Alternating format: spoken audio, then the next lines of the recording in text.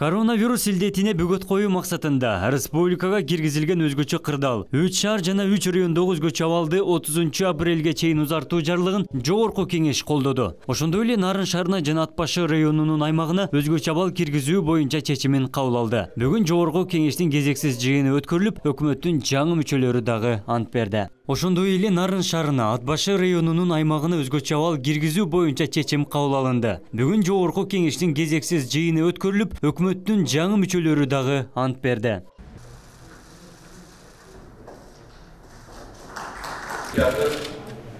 Өз элимдин Кыргыз Республикасынын сактоого өз милдеттеримди ак ниет жана берилип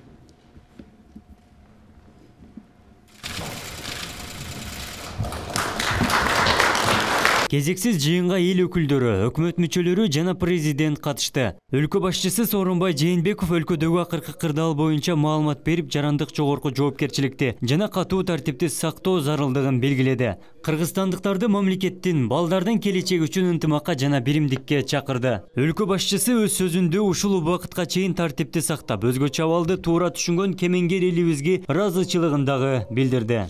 Мамлекетибиздин балдарыбыздын келечеги үчүн бекен биримдигибизди көрсөтөлү. Ар бир мекендешибиздин ден соолугу жана өмүрү баарынан жогору экенин дагы бир рет кайталайм. Бүгүн экономикага жоготуура карабай, адам өмүрүн сактап калуу милдет турат. Урматтуу мекендештерим, сабырлыкты сактап, кырдаалды туура түшүнүп, жасалып жаткан иштерди колдойсуңар деп ишенебиз. Бирге болсок, ынтымакта болсок, бири-бирибизди колдосок, азыркы кыйын күндөрдөн тезирээк чыгабыз. Биримдикте мындай сыноонун эшенин жеңген элбиз. Буйруса, Кудайдын колдосу менен, элибиздин ынтымагы менен, чогуу аракетибиз менен бул илдетти жеңебиз. Өлкө боюнча өзгөчө абал кирген аймактарда коменданттык саат убактысы өзгөрдү. Тиешелүү буйрукка коменданттар кол койду. Мыйзамга ылайык кечки саат 9-дан таңкы 6-га чейин коменданттык саат коюлду. Эске салсак, 25 марттан бери Жалал Абад, Ош шаарларында, Кара Суу, Ноокат жана Сузак райондорунда өзгөчө абал жарыяланып, коменданттык саат кечки 8-ден таңкы 7-ге чейин болчу. Бишкек шаарынын аймагында өзгөчө абал 2020 жылдын 30 апрелине чейин узартылды. Буга чейин берилген уруксат кагаздарды автоматтык түрдө өзгөчө абал бүткөнгө чейин узартылат жана колдонууга жарактуу. Мындан тышкары уруксат кагаз алам дегендер болсо 13, 12 чекит, түндүк чекит KG электрондук системасына арыз берсе болот. Республиканын баардык аймактарында карантиндик санитардык посттор күчөтүлгөн тартипте. Коронавирус илдетинин таркашына бөгөт коюу боюнча жүргүзүлүп жаткан иштерди координациялоо максатында жана жарандардын арыздаттанууларын, суроо талаптарын ыкчам кабыл алуу үчүн аймактарда атайын телефондор, байланыш бөлүмдөрү 24 саат бою кызматта. Абдумалик Базарбаев, Элиман Акбаев, жаңылыктар. Буну баарыбыз түшүнөлү. Ошондуктан өзгөчө абал киргизилгенден шаарлардан жана райондордон бул режимди 30 апрелге чейин узартуу жана киргизүү жөнүндө чечим кабыл алдым. Билесиздер, кече бул жарлыкка кол койдум. Урматтуу мекендештерим, өзгөчө абалдын мөөнөт узартуу оңой чечим болгон жок. Жарандарыбыздын турмушунда бир топ чектөөлөр, ыңгайсыздыктар алган эмес, айрым мекендештерибиздин жашоо тиричилигинде кыйынчылыктар жаралды.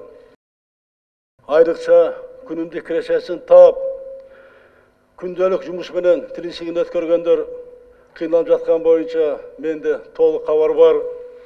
Ошондой эле карантин өлкөнүн экономикасына да олоттуу залал тийгизип жатат. Таразанын бир жагына жарандарыбыздын ден соолугу жана өмүрү, экинчи жагына экономика жана киреше маселеси коюлду. Мына ушундай катаал сыноону баштан кечирип жатабыз. Мамлекет башчысы катары мен үчүн жалпы коомдун ар бир мекендешимдин ден соолугу кымбат. Ошондуктан бул чечимге бардым. Мындай чечим кабыл албасак, бул кесепеттин терс таасири узак убакытка чейин тийиши мүмкүн. Өлкөнүн келечегин абдан катуу доо кетирип алабыз. Оору жуузгандардын саны азая баштаган учурга жете элекпиз. Муну дагы бир рет кайталайм. Урматтуу мекендештерим, Чыңгыз Төрөкулович Айтматов айткандай, бүгүн биз баардыгыбыз бир кайыктабыз. Азыркы кырдаалда эч ким колдоосуз калбайт. muhtаж болгондорго жардам берүү учурдагы эң көйгөйлүү милдет катары аныкталган.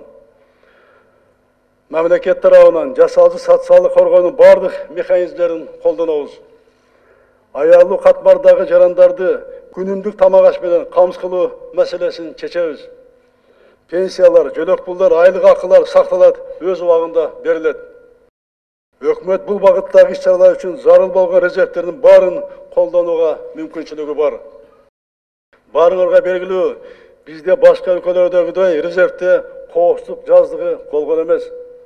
Ошондуктан эл аралык өнөктөштөр менен активдүү иштеп сүйлөшүүлөрдү жүргүзүп жатабыз. Алгачкы жардамдарды алдык, аны билесиздер, бул күнүгө чыгып атат. Урматтуу депутаттар, сиздер жакшы билесиздер, мамлекеттик бюджеттин кирешесин көбөйтүп, социалдык чыгымдарга зарыл запас түзүп баштаганбыз. Акыркы 2 жылда бюджеттин дефицитин азайтып, сырткы карыздын көлөмүн көбөйтпөй, көзөмөлдө кармап келдик. Ишкерлерге салгы жагынан жакшы шарт түзүп, экономикалык активдүүлүк башталган. 2018 жылы ички дүйнө продукт 3,5%, ал эми өткөн жылы дээрлик 5%-га көбөйгөн. Бизнести каржылоонун көлөмү кескин көбөйгөн. Тилекке каршы жалпы дүйнөнү каптаган илдет биздин экономикабызга да чоң залалын тийгизди. Реформалар солгундап, өлкөнүн коомдук саясий турмушундагы айрым иштер үзгүлтүккө учурады. Мисалга, жергиликтүү кеңештерге болгон шайлоо мөөнөтүн жылдырууга мажбур болдук. Өлкөбүздө соңку тарыхындагы өзгөчө окуя болгон апрель революциясынын 10 жылдыгын алдын ала түзүлгөн пландагыдай белгилей албадык. Быйыл Улуу Ата мекендин согуштагы жеңиштин 75 жылдыгын белгилей турган жыл. Өлкөбүздүн тарыхында бул ыйык датага байланыштуу иш-чаралар да өзгөрүүлөргө учурайт. Дүйнөнү өзгөртүп жаткан бул кырдаал өлкөдө кайсы тармакта кандай көйгөй бар экенин ашкаралады. Коомдун саламаттыгын коргоодогу жана бул тармакта башкаруудагы көйгөйлөргө кап келдик. Саламаттык сактоо тармагы туташ реформа муктаждыгын турмушта бир ирет далилдеди. Мындан тышкары илим, билим тармагы да замандын жаңы чакырыктарын эске алып, жаңыртууну талап кылат. Урматтуу мекендештерим, учурдагы кыйынчылыкка карабай, экономиканы сактап калуу боюнча бардык иш-чаралар аткарылат. Бизнести колдоо үчүн бир катар чечкиндүү кадамдар жасалат. Өлкөнүн азык-түлүк коопсуздугун камсыз кылуу үчүн зарыл жумушту жазгы талай иштер үзгүлтүккө учуратууга болбойт. Электрондук форматка жүргүзүлүшү мүмкүн болгон иштерди токтотпостон улантабыз. Өлкөнү санариптештирүү программасын ишке ашыруу токтобойт, булгуланат.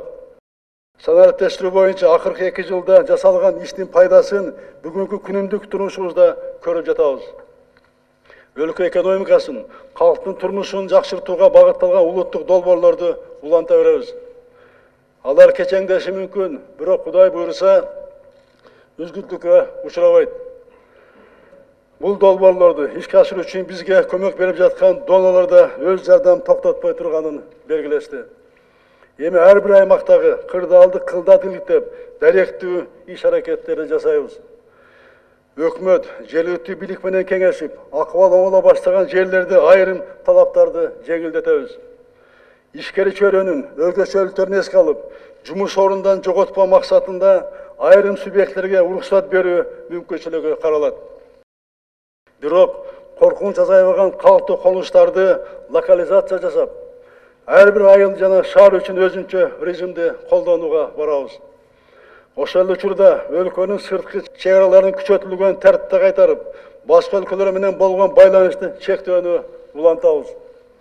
Мындай чектөөлөр облустар, райондор арасындагы карым-катташка дагы тиешелүү. Бул тартипти жалпы дүйнөдөгү кырдаал жакшыранга чейин сактоого мажбур болобуз. Бул күрөштө биз жалгыз эмеспиз. Кыргызстанга Бириккен Улуттар уюму, Дүйнөлүк банк, Эл аралык валюта фонду, Европалык кайра куруу жана өнүктүрүү банкы, Ислам өнүктүрүү банкы, Азия өнүктүрүү банкы, Европада коопсуздук жана кызматташтык боюнча уюму, араб мамлекеттеринин фонддору колдоо көрсөтүп жатышат. Россия чыныгы союздаш мамлекет экенин дагы бир рет далилдеди.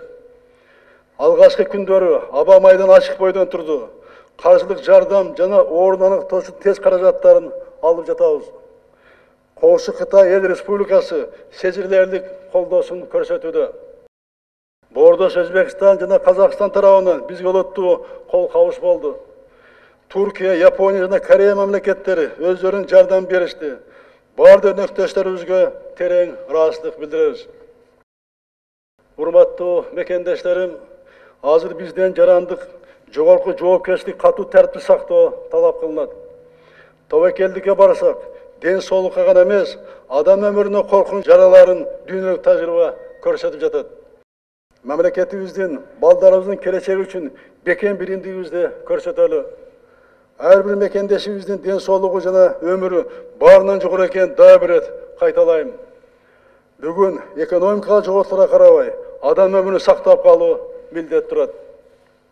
Ушул кезге чейин тартипти сактап, өзгөчө абалды туура түшүнгөн кемеңгер элибизге ыраазычылык билдирем. Илдетке каршы иш аракеттердин алдыңкы сабындагы биздин каарман дарыгерлерибизге таазим этебиз.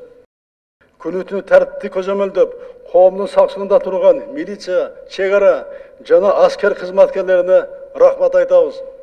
Элге жардам берип жаткан ыктыярчыларыбызга, ишкерлерибизге, кайдыгер эмес мекендештерибизге ыраазычылык билдиребиз. Илдетке кабылган мекендештеримдин тезирээк сакайып кетишин тилейм. Ушул илдет чыккандан бери чет өлкөлөрдө иштеп жүрүп, үйгө кайтып келүүнү каалаган ар бир боордошубуздун абалын түшүнүп турам. Чек-аралар жабылганга чейин 6000ден ашык мекендешибизди Кыргызстанга алып келдик. Чек-аралар азыр жабып, башка өлкөлөр сыяктуу эле биз дагы эң биринчи мүмкүнчүлүк пайда болоору менен алардын маселесин чечүүгө киришебиз. Bunun üstünde az işlep жатабыз.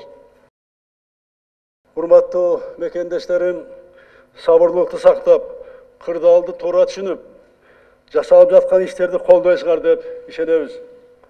Бирге болсок, ынтымакта болсок, бири-бирибизди колдосок, азыркы кыйын күндөрдөн тезирээк чыгабыз. Биримдикте мындай сыноонун эшенин жеңген элбиз. Буйруса, Кудайдын колдосу менен, элибиздин ынтымагы менен, чогуу аракетибиз менен бул илдетти жеңебиз. Кудайым өз сактап, элибизде аманчылык, жергебизде тынччылык болсун. Жараткан өзү сүйүктүү Кыргызстанды колдосун. Рахмат сиздерге.